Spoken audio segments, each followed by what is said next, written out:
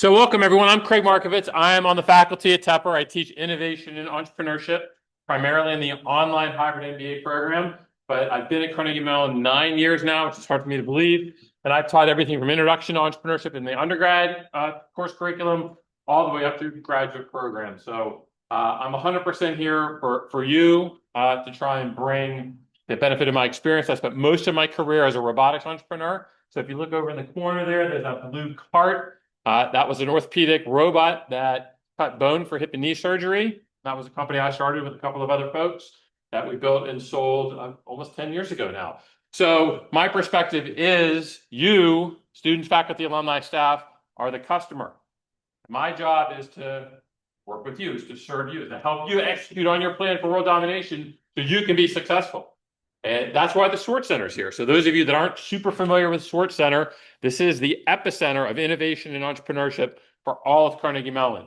Programs, education, funding, networking opportunities, everything you could possibly need or that you could imagine to provide you with assistance, tools, resources, experience, advice to help you be successful, to execute on whatever your definition of success is. That's why we're here. I'm really happy to see a large crowd. I know some of you are here because you have to be. Others of you are here because you want to be. And our goal is to get all of you to be here because you want to be. So I encourage you to check out our website, sign up for our weekly bulletin that goes out every Friday at 10 a.m. if you don't get it already, and get involved. The last thing I'll say is there's sometimes a misconception that you have to be an entrepreneur, that you have to have a business idea to engage with the Swartz Center, to spend time here and to work with us. And nothing could be farther from the truth. We're really happy to work with folks that have an interest in innovation and using the entrepreneurial mindset to be creative, to solve problems, to build their skills. You may have aspirations to work in corporate America, or work in the not-for-profit world, or work in healthcare, or work in the arts. That's all fine. There is no requirement. There's no prescribed definition of an entrepreneur here in the Swartz Center. So if you're interested in meeting people with different backgrounds and skill sets, working on projects and ideas that are interesting to you, building your skills to advance your career, we can help with all that. And there's resources and tools here to help across all spectrums of innovation and entrepreneurship. So please, don't use this as a single episodic event. Get involved in our programs. Get active in what we do. So that being said, today we're going to talk about the business model canvas, which is a really valuable tool for folks to use early in their journey as entrepreneurs and innovators, and all the way through the commercialization process, build, growth, scale. It is absolutely an essential tool and resource that you can use to help you build a framework related to commercialization, related to whatever you're trying to build. Okay?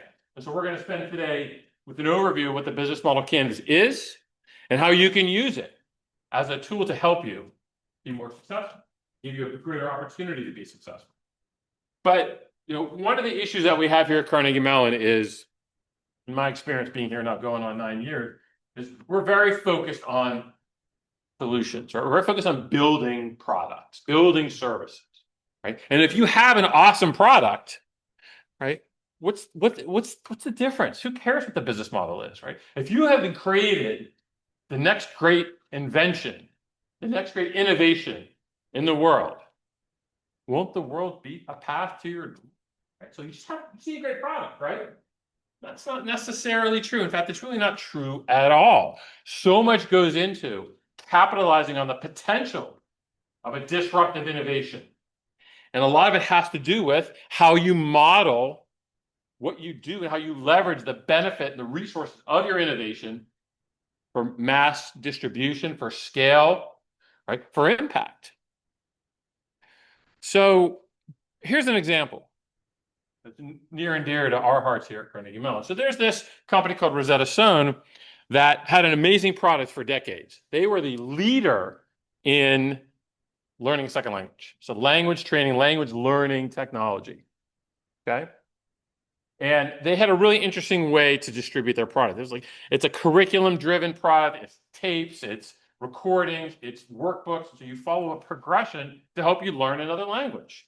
And it was incredibly successful. And you all may be too young to remember, but things like kiosks in airports and in malls where you could buy a packet. You could pull one of those packages off the shelf, go home, follow the prescribed curriculum, and learn Spanish or French or Italian or whatever it is you wanted to do. It was expensive. So you buy one of those modules and it would help you learn a second language, but it would cost you. But it was successful, and it was the de facto leader in the market by far. So something else came along, which we're all very familiar with, and completely changed and disrupted how people approach learning a second language. And all the buzz now and everything you hear, whether it's from the investment markets perspective or social media or career opportunities, it's all about Duolingo. No one talks about Rosetta Stone anymore. They're still around, and I'm sure they're still doing okay.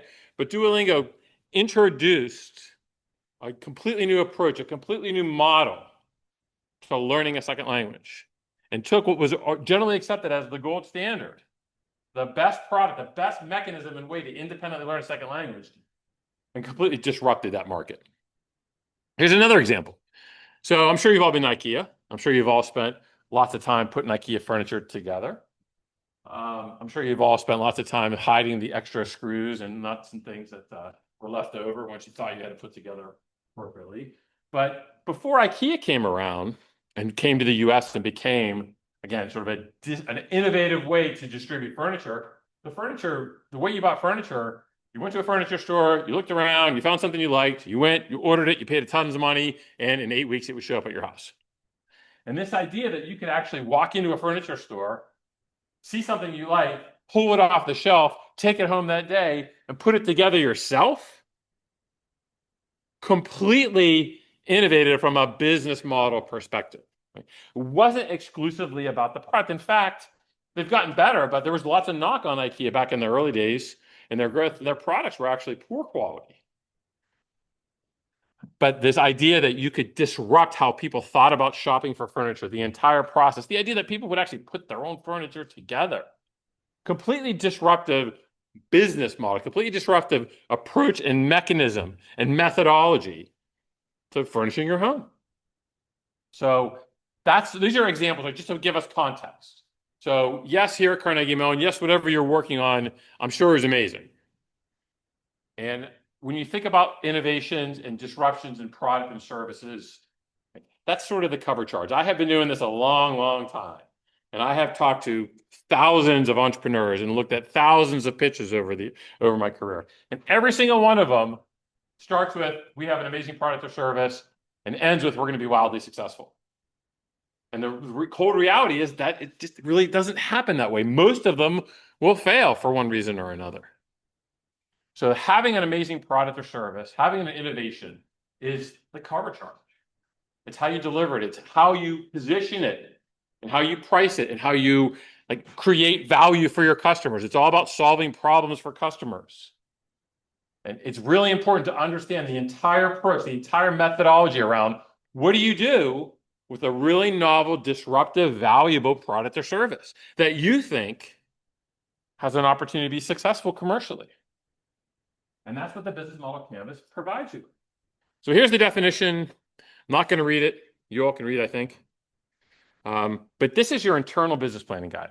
So back in the day, when I was in school, when Jim was in school, when you took an entrepreneurship or innovation class, the first thing they handed you was a big, thick book called New Venture Creation, and you wrote a business plan.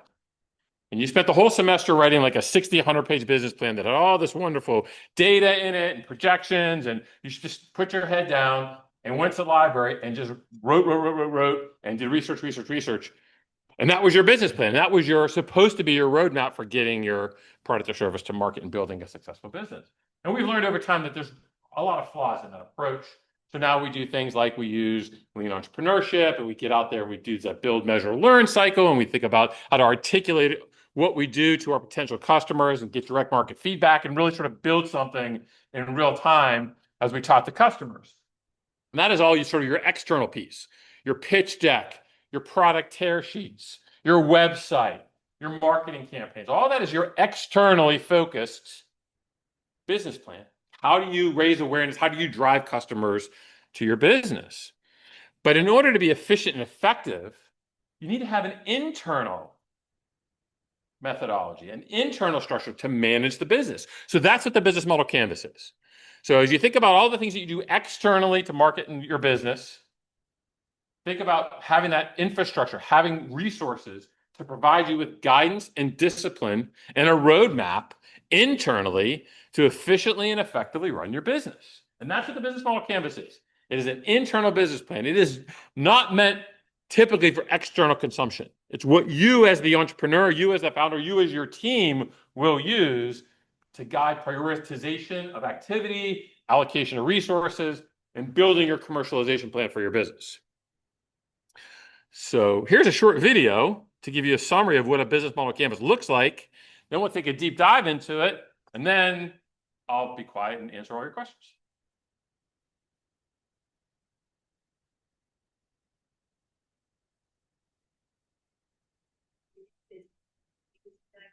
Basic building blocks, the customer segments, the value proposition of each segment, channels to reach customers, customer relationships you establish, the revenue streams you generate, the key resources and key activities you require to create value, the key partners, and the cost structure of the business model. But it's not sufficient to just enumerate the 9 building blocks. What you really want to do is to map them out on a pre-structured canvas. This is what we call the business model canvas, a tool that helps you map, discuss, design, then new business models. Let's briefly go through the 9 building blocks, starting with the customer segments. These are all the people or organizations for which you're creating value. This includes simple users and paying customers. For each segment, you have a specific value proposition. These are the bundles of products and services that create value for your customers. Channels describe through which touchpoints you're interacting with the customers and delivering value.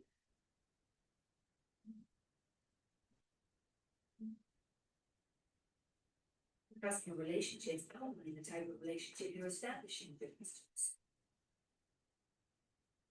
The revenue streams make clear how and through which pricing mechanisms your business model is capturing value. Then you need to describe the infrastructure to create, deliver, and capture value. Key resources show which assets are indispensable in your business. Key activities show which things you really need to be able to perform well. The key partners show who can help you leverage your business model, since you won't have all key resources yourself, nor will you perform all key activities. And once you understand your business model's infrastructure, you'll also have an idea of its cost structure. So with the business model canvas, you can map out your entire business model in one image. This works for startup entrepreneurs just as well as for the most senior executives. There you go. Clear? We're done. Are we good? So this is the business model canvas. It is literally a canvas. And many startup companies and existing companies actually print this, put it on the wall. It is a dynamic document that changes over time. Because as we get through the blocks, you'll see there are specific questions and points that you need to address or that you need to think about as you're building your business. Obviously, it changes. It changes based on internal and external influences and factors, what you learn, how your product or technology evolves, how your team grows. It is not intended to be fixed. But it is intended to be visual, and it is intended to be something that you and your team can use again, to think about prioritization, to think about activities, steps, and what you're actually marketing and selling to your customers. When we think about lives as entrepreneurs and innovators, our resources are finite, time and money, right? So one key to success when you think about the filter that you use as you're building your business model canvas, as you're building your strategy for your business, is how do you triage, how do you prioritize the use of your precious limited resources? And there's an approach to follow to help you answer questions, remove risk, get clarity around what your business could be by following a tool like the business model canvas. So this is free. Just Google business model canvas. You can download it. There's interactive. There's flat sort of PDF files that you can print. Again, I've seen people order posters that are as big as the wall and use it with stickies and do whatever they can to sort of keep it going. But when we talk about the business model canvas, there are 9 building blocks in a literal canvas. This side, all right, and we're going to go through each of these quickly so you have a high-level overview of each of the building blocks. But these are the pieces of the business model canvas that touch the customers. Right? These are the externally facing factors to consider. How you're going to distribute, what your relationship with your customer looks like. Right? So when you think about these building blocks on this side, these are the externally facing.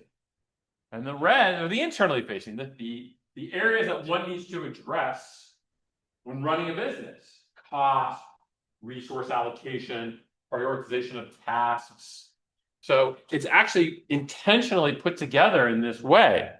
So as you build the blocks, you will have perspective and a plan and a strategy externally facing to your customers, internally facing to your operations.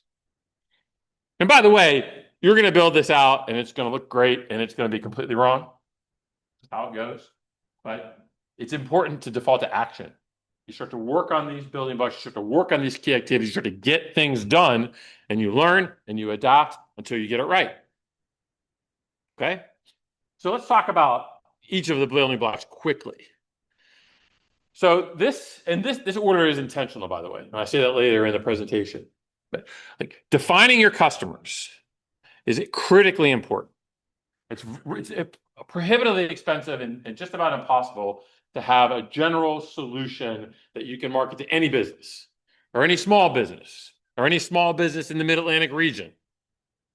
You need to think about how do you define your customer? And there's all these different ways to do it, right? You think about demographics, psychographics, you think about geography, you think about industry. But when you start to put yourself in the mindset of being less solution driven, right? In terms of like building a solution to go looking for a problem, go to find your customers, and change your perspective so your priority is, what are my customers' problems? And how can I solve those problems in a differentiated and valuable way so people will change their behavior, adopt my solution, and pay me? Because if you're not getting paid, what's the point? Okay? So critically important to think about defining customer segments, because the objective is to then prioritize those customer segments. Where do you start, right? We have a lot of startup businesses here. So you think about what you do, right? Like back to my robot. So my robot was a handheld bone cutting device for orthopedic surgery. So it stands to reason we could try to sell to orthopedic surgeons. Well, you have to think about different categories of orthopedic surgeons. There are folks that specialize in hip and knee surgery. There are folks that are more generalists. There are folks that don't touch it at all. There are folks that work in major medical centers like UPMC or work in little tiny hospitals like Uniontown Hospital. There are folks that are owned, that are employed by the health systems. There are folks that are private practice, entrepreneurs of their own right, have their own surgical practices. So we had to identify all the different kinds of surgeons that would conceivably be interested in our product. And we wanted to rank it. Who was the most likely to use it? And we didn't base who we thought was most likely to use it based on the size of the market or the convenience to us. We looked at it based on what is their problem? Who is it being affected most acutely by the problem? Who conceivably would be most eager and likely to change their behavior to try out our robot? So the perspective is, who is my customer? What is their problem? The ranking, the prioritization is based on the acuteness, the effect, the impact of that problem on their lives. Because you are problem solvers for your customers. It ties into the value proposition. Critically important. What do you do that's different and better? Why will people change their behavior? So people think about, how do I get paid? Well, before people pay you, they have to change their behavior. They're only going to change their behavior if you provide a meaningfully better and different way to solve their current existing problem. And that's the value proposition. What do you bring to the table that's unique? And things that you care about. And how novel your product and solution is, what your patent portfolio looks like, how much profit you can make. None of that matters to your customer. That's not a value proposition. Like those are sort of internal metrics. The value proposition is, how do you deliver something that, if you walk into a room and someone's hair is on fire and you're holding a fire extinguisher, there's value there. They'll probably pay you anything for that access to that fire extinguisher, right? So thinking about the value proposition from that context. So when you start your business model canvas analysis, come at it from your customer's perspective. Prioritize and rank those customers based on the acuteness of their pain. Think about the value that you bring to solve that pain point in a unique, valuable, meaningful way so you can get paid. I just said all that. And this will be posted, right? Right. Well, the deck will be posted on the Connects art section so you can go back and revisit it.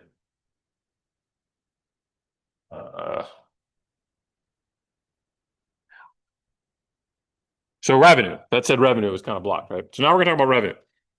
So what's revenue? It's sales, right? We talked about that.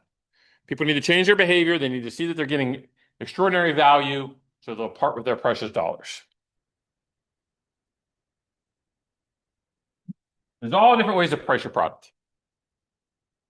And that's part of this analysis, is part of the business model canvas exercise, is to research and understand all the different possible ways you could price your product, service. But again, it's not how you want to do it, it's how your customers perceive the value that they get, right? They will part with their dollars or change their behavior or use their time or take assets from other resources that they own, that they have access to, and transfer those assets to you if there's value. And there's lots of different ways to do it.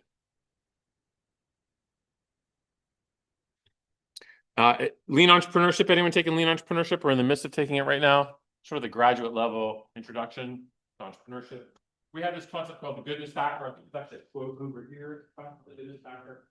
And the goodness factor goes back to this concept of how do you incentivize people to change their behavior? Well, there has to be something in it for them. And it has to be better than how they're getting resources, that satisfaction, solving that problem now. But it has to be meaningfully better. And we talk about having a goodness factor of 3 to 10 times. So when you think about what you're offering to your customers and you understand their current behavior, how they're solving that problem now, if you can't substantiate that your solution is meaningfully better, you're going to have an extraordinarily difficult time getting them to change their behavior.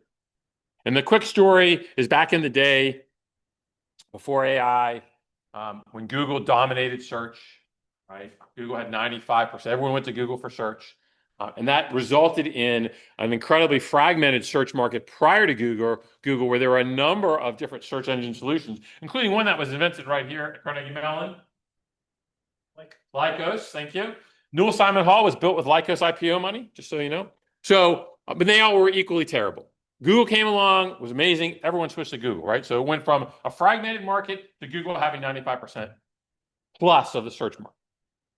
Then the Microsoft Bing comes along, and statistically, analytically, Bing searches were better than Google searches. The results of a Bing search were more accurate than Google searches.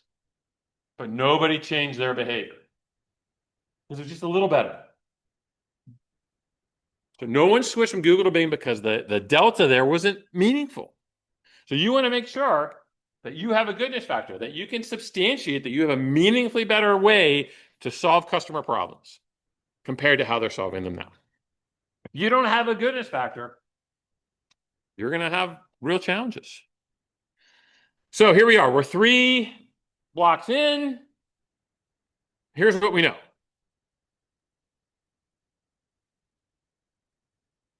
Pretty important.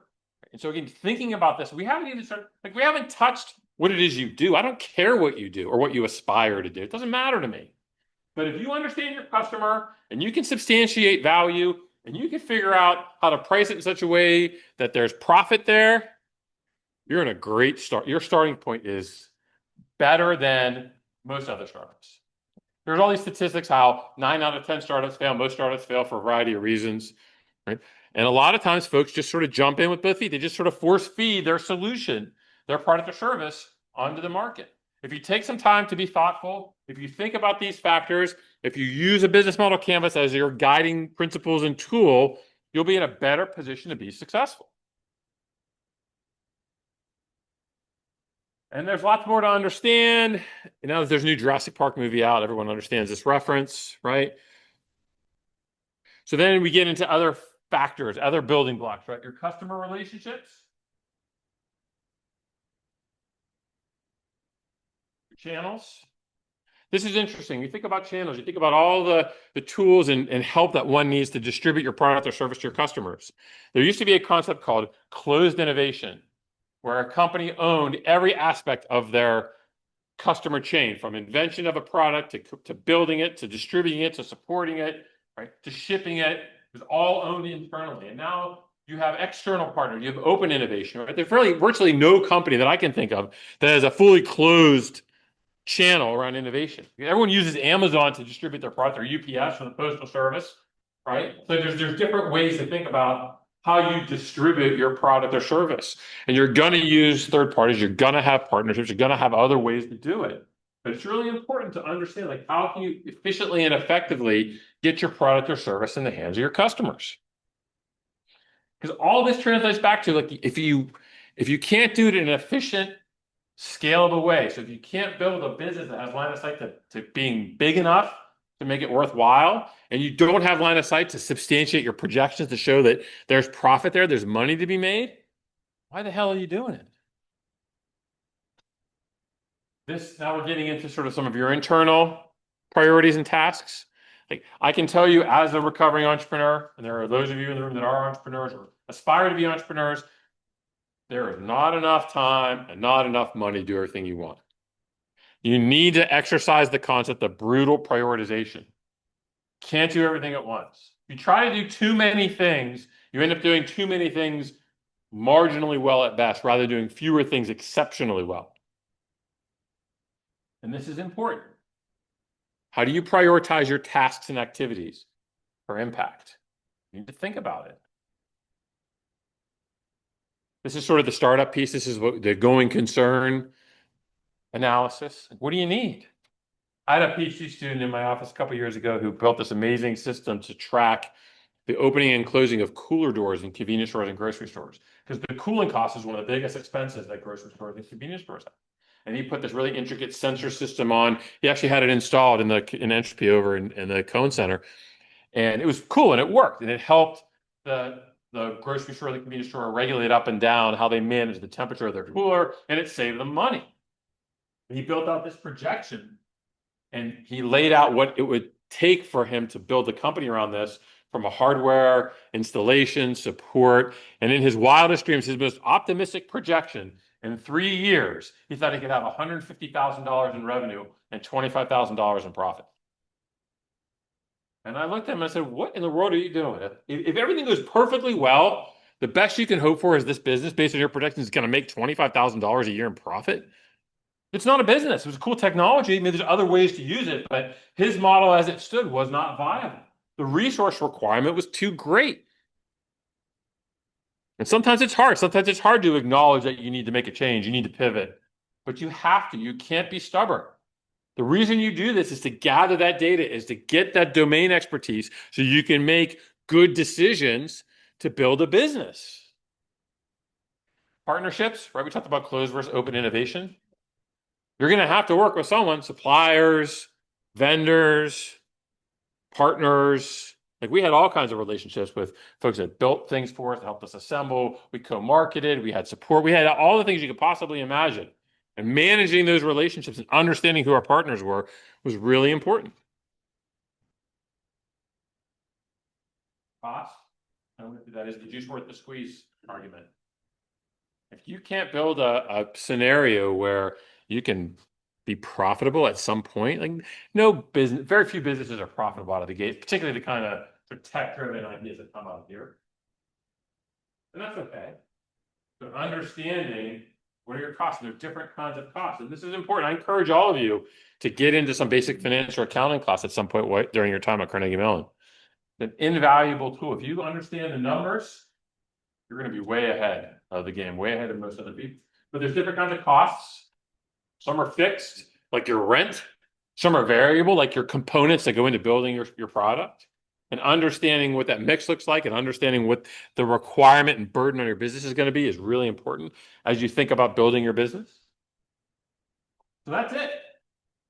So I buzz through those intentionally because we can spend an entire course on the business model canvas. And there are some courses here that are very focused on using this as a mechanism to sort of think about business formation and launch. But these tools are available to you on our archives. There's a ton of work out there. There's books. Again, you can download business model canvas that is fixed, that has a dynamic sort of coaching mechanism that helps guide you along through the formation. But if you're serious about starting a business, or if you have an idea or several ideas, and you're trying to figure out where to devote your precious time and resources, building a business model canvas for all of your ideas and sort of thinking through the building blocks is an amazingly effective thought exercise to help you prioritize and understand where you are and what you could possibly do. So we talked about it. It's your internal business plan. Get down into the weeds, get down to the details. The more specific you can be about defining your customer segments, the higher the likelihood that as you build your prioritization that you're going to target that initial customer segment that is most interested in using and buying your product or service. Right? We talked about like the order in which we presented the building blocks was intentional. And again, if you're thinking about lots of things, you have lots of ideas, it's not the worst idea in the world to do a customer segment and value proposition exercise for each of them and see how it sort of shakes out for you. The order is important. What we talked about, this is not a fixed asset. It could change every day. It could change every hour. Every customer call you have, with everything that you learn as you're building your business, as you're learning more about what it is you want to do, using the business model canvas as sort of your base, as your level set, will help you. Will help you feel like you're making progress, will help you make meaningful progress, so you feel less like you're chasing your tail. And I am an advocate for using this as a mechanism, as a tool for all to have involvement, engagement in. Like, it's important for everyone to feel some measure of ownership, particularly in the early days. So that is the end of the formal part of the program. We have like 15, 20 minutes left. Happy to answer questions that you might have about, can I stop the share? You care? So any questions? Yes. Yeah.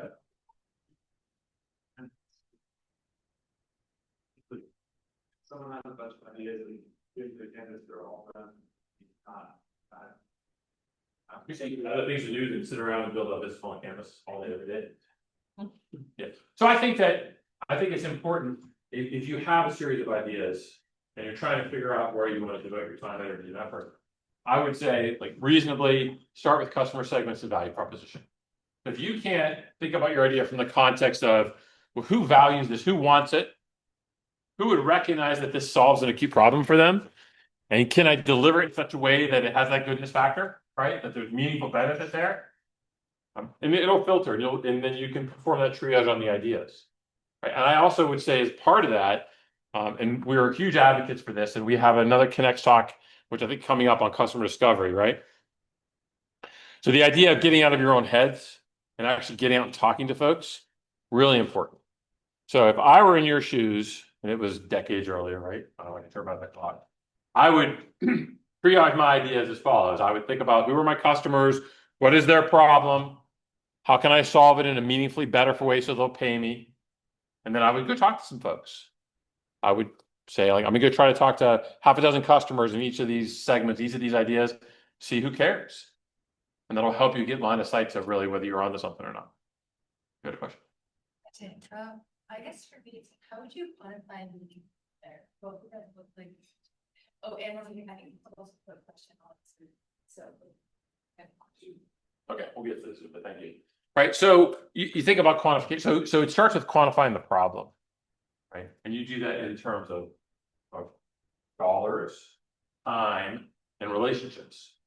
So if someone has an issue and they are overpaying for the solution, if it's not available to them, it's very inefficient, right? You can look at that and say, well, if I have a robot that can cut procedure time down in total knee surgery by 50%, reduce complications, reduce incision size, and it can be used as a marketing tool to attract more patients, so they can add 2 more cases a month. Like, I can take all those factors and quantify them, right? So I can say this is the problem, right? A knee procedure takes an hour and a half, and you have this, 3% infection rate, and it takes 3 days for people to recover, get out of the hospital. And the orthopedic service line in the hospital has 8 surgeons and only 6 of them are fully subscribed. And we can go in and say, what if we cut procedure down to an hour? What if we can reduce length of stay to 2 days? What if we can help with marketing so all 8 of your surgeons are fully subscribed? You can quantify that benefit. You can translate that to say, this is the impact we could have. And then you look at the cost to deliver our solution, and we could give an ROI. I could go into a hospital and say, if there's a 3-month ROI, you make this investment in this robot, and we'll execute on this plan and solve these problems better, it's more effective. There's meaningful benefit here. And in 3 months, you're in positive return on investment here. So understanding like the current state of what it is right now and we. Right, how you impact that in such a way that it's meaningfully better. Yeah, I think, did you have a question? Oh, same question. Okay, who else? Yes. So thinking about looking at different customers segments, something like how do you quantify where is it something that's like maybe not how much team they're in, but how difficult it is to work with that customer segment, like school districts or universities or government agencies, like. Absolutely. So the sales cycle. Yeah. Why you didn't think so? That factors in when you think about profiling your customer segments. So if you're going to build personas for each of your customers, and school districts was a customer, so you've got budgeting cycle, you've got decision making, you've got cost issues, you've got integration support. So all that would factor into. They may need your solution the most, but all the other factors may detract from you putting that as your first most attractive customer segment. Maybe you do a subset of that and say, well, maybe private schools, right? So represent a sub-segment of school districts that have a much more efficient decision cycle. Perhaps they're a little better financial decision. Perhaps they're willing to take a risk, right? So there are many factors, as many factors as you can think of. Like you're the expert, right? So you know what you want to build, and you have a sense of who would care about it. And so the more discreetly you can define what these folks look like and what their characteristics are, right? Size, demographics, psychographics, sales cycle, whatever factors you can consider. That's why it's so important to get out there, get out from behind your laptop and go talk to people. Because you'll learn, like I would say, go talk to some administrators, go get into the school districts, go talk to people and understand how you can integrate into their solution. I talk to folks all the time that are maybe trying to do a pilot with a big company or with a health system, for instance. What they may not know is like a health system like UPMC has a vendor approval process, which can take a long time, and they have cyber requirements, they have insurance requirements. So if you can get in there and you're talking to someone at UPMC and they're interested in trialing or piloting your solution, while you're doing that, you should say to them, well, can you hook me up with supply chain? Let me understand what your vendor approval process is, right? So it makes things more efficient along the way. So when you think about your customer, you need to think about them in totality, not just the specific customer, but everything that falls in line with working with those folks. And you have to get out there and talk to them. The earlier you get out and talk to folks, the better, right? And at the Swartz Center, we have mentors, and we have domain experts, and we have events, and we have alums. Like you will find someone connected to Carnegie Mellon in whatever industry you're targeting. Go to LinkedIn, Google a company, and then Carnegie Mellon or Tepper or Heinz. Right? You'll see what'll come up, and you'll be surprised. Like the 175,000, 200,000 Carnegie Mellon alums, a lot of them are usually very eager to talk to you.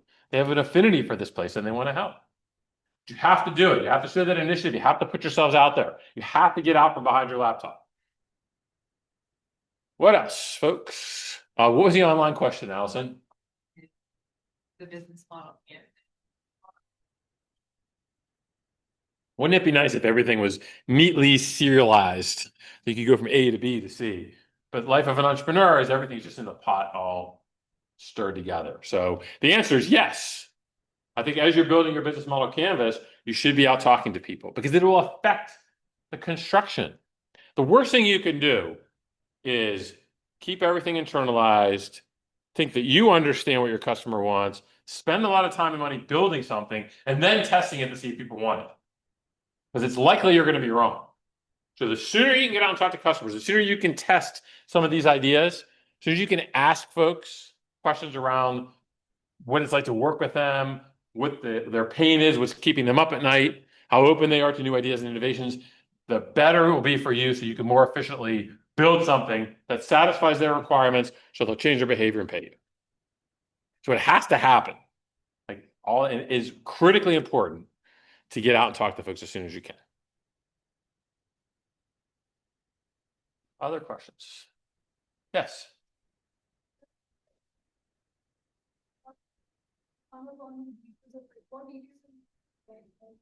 Right. So you can get into paralysis by analysis, particularly here. You could spin out, say, on the cost piece, right? Trying to build out a spreadsheet on your cost. You could spin out on if renting an office in Lawrence, a warehouse in Lawrenceville, Pittsburgh is $30 a square foot or $33 a square foot, right? As long as you're in the ballpark, right? The most important thing is to understand from a general level initially where you are, what your plan is, and how you could build something that's meaningful, that aligns with your goals and definitions of success. So we at Carnegie Mellon have a tendency to overanalyze. Like, entrepreneurship is messy.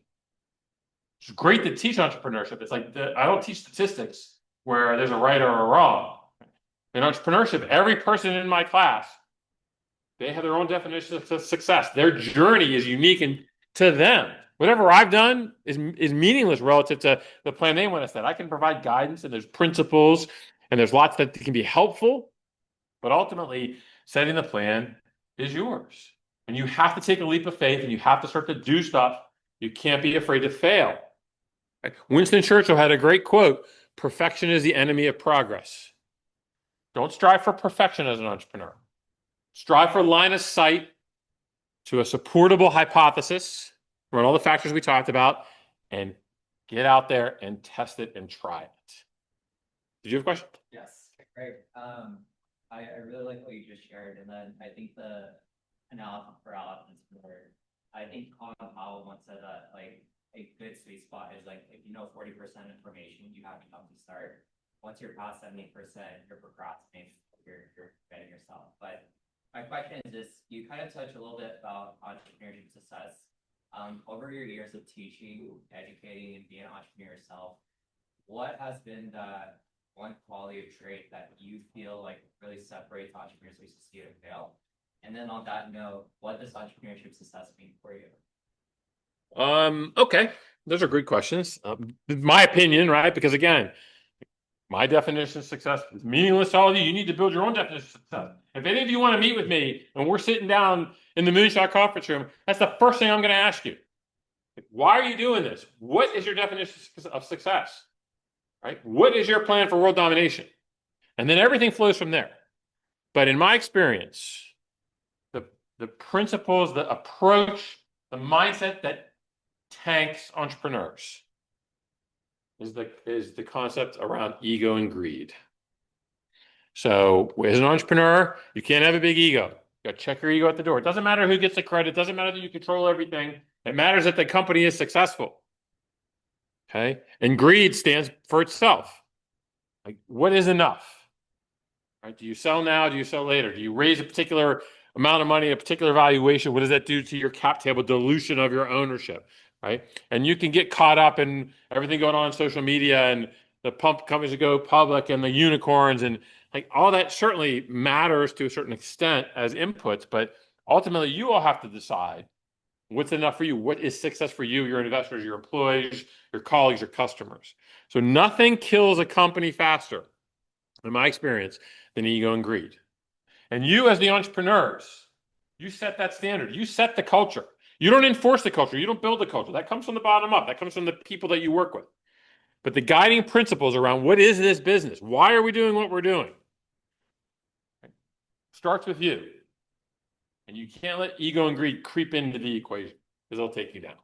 And my definition of success as an entrepreneur is having freedom and autonomy to make decisions based on what you want to do rather than what you have to. I hope each of you get to a point in your lives where your decisions are driven by what you want to do and less about what you have. And that freedom and flexibility comes in a lot of different flavors. It can be financial, it can be time, it can be the nature of the work that you do, how you set your schedule, how you interact with friends, family, travel, charity work, whatever it is, I don't care. It's what matters to you. So the best piece of advice I can give is don't get caught up in comparing yourselves to others. Like we had a great exit with Blue Belt. We sold Blue Belt for almost $300 million.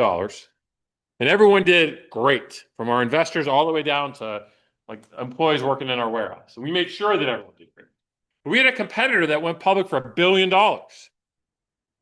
And I could lament the fact that we sold for 300 and they went public for $1 billion, or I could give a shit about them and be really happy with what we did and how we did it and where we all are, right? So comparing yourselves to others is a fool's errand.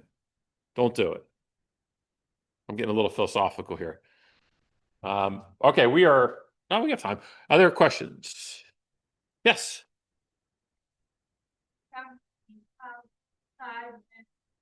Try harder versus when they should try differently versus when they should maybe abandon what they are doing all at all. And do you think that the business canvas shouldn't have helped like guide in the decision? Yeah, but that's a great question and one of the hardest ones to answer in my experience. When do you give up? And it's hard. Or pivot, right? We'll give up on whatever your strategy is. So it's hard. It's different for everyone. But the best way I can articulate my perspective is with an example. So with the robot, we raised our first capital from investors. We raised $2.5 million. And the story that I told was around a spine procedure, a procedure for your back. So we had been working with a neurosurgeon who was a high volume surgeon. He did a particular procedure for people that were experiencing back pain. And he loved our robot. He loved hanging around in our lab, and he was a nice guy, and he was like, this is where it's at. So I built this deck, and I had quotes from him, and we had talked to some other folks, and so we had this strategy to be the first semi-active spinal robotic solution for lumbar laminectomy. And we spent $2.5 million building the prototype, getting the robot together, started going to neuro and spine conferences to sell it, to get people interested in it, and it landed like it's a big thud. I couldn't get anyone. The answer I got was basically, that's really nice. No one was like, my hair's on fire. That's the fire extinguisher, right? We had the most common comment I got from surgeons was, that's really nice. You know who could use that? My partner. And that's their subtle way of saying, my partner's a shitty surgeon. I'm a good surgeon. He could use it, not me, right? It's like how they kind of dig on each other. But so we're sitting at these conferences. I'm blowing through all our capital. And no matter how hard we tried and talked to people, no one recognized that our robot as a solution for lumbar laminectomy was a must-have. So we had to go back.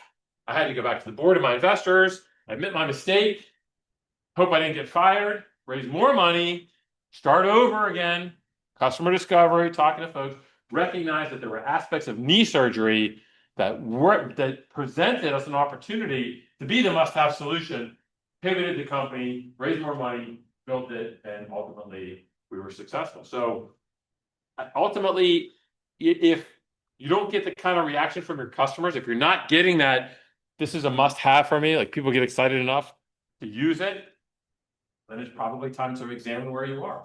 The worst thing you can do is be on your customer's top 10 list of priorities, of things that he or she want to accomplish, and be like 7th, 8th, 9th, or 10th.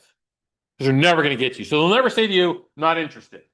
They'll say, that's really cool, let's stay in touch, I'm kind of interested. And every time you try to get action and try to get to close and try to do something, you get pushed off because there's 4, 5, 6 things ahead of you that are higher priority. That is the worst position to be in. I would rather get the quick no, move on to something else, than be hanging there at the bottom of the top 10 list. You don't want to be at the bottom of the top 10 list. Then you've got an absolute nice to have. Did you have a follow-up question? Like this expressing interest but willingness to pay. Right. People in general are nice. They're not going to say that is a terrible idea, I'm uninterested, go away. Right. So, but will they pay? Can you get a purchase order? Can you get into that vendor approval process? Can you get an installation, like a pre-sale? Can you do something that shows that this is something people value, that they'll change their behavior, that they'll use, that they'll pay for? It is so important to filter through the things that you'll be apparent to you that people are being polite, or they like it, or it's nice, but it's a nice to have. You need folks that are ready to go, because you are 1, 2, or 3 on their top 10 list, not 7, 8, 9, or 10. Right. Does it align like with the change of behavior and the revenue? So it ties back into the value proposition for sure. Okay, we're just about up on it. So again, back to commercializing, putting a commercial out for Swartz Center. Get involved. We have tons of programs. Startup Week is next week. It's all over our website. There's a ton of stuff. There's investors and alums and events and free food. There's just stuff everywhere. Find time to get involved, get engaged. If you have any questions or problems, talk to Allison. If you have anything positive and interesting to say, talk to me. Otherwise, no, I'm easy to find. I'm on the Swartz Center website. Always happy to meet and talk. Good luck. Thank you for your time. Enjoy the rest of your day.